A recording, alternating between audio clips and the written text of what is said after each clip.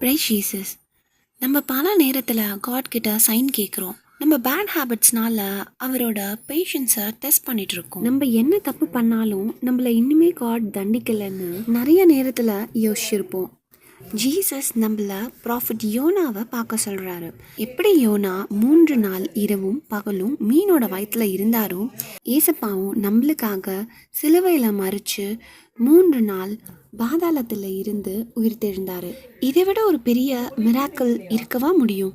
ஏசப்பா அவரோட ரத்தத்தை கொண்டு நம்ம எல்லாரையும் மீட்டிருக்காரு. காட் உங்களுக்காக வெயிட் பண்றாரு. உங்களை தண்டிக்க இல்லை, உங்க இருதயத்தை மாத்துறதுக்காக. அதனால ஒரு பெரிய சைன் கேட்டு வெயிட் பண்றத ஸ்டாப் பண்ணுங்க. இன்னைக்கு உங்க லைஃப்ல இருக்க ஏதாச்சும் ஒரு பேட் ஹேபிட்டை ஏசப்பா கிட்ட சொல்லி சரண்டர் பண்ணுங்க. பிரேயா. அன்பே இயேசுவே, என் தப்புகளை பொறுத்து கொள்ற உங்க பொறுமைக்கு நன்றி. இன்னைக்கு நான் மனம் திரும்ப எனக்கு அருள் தாங்க. ஆமென்.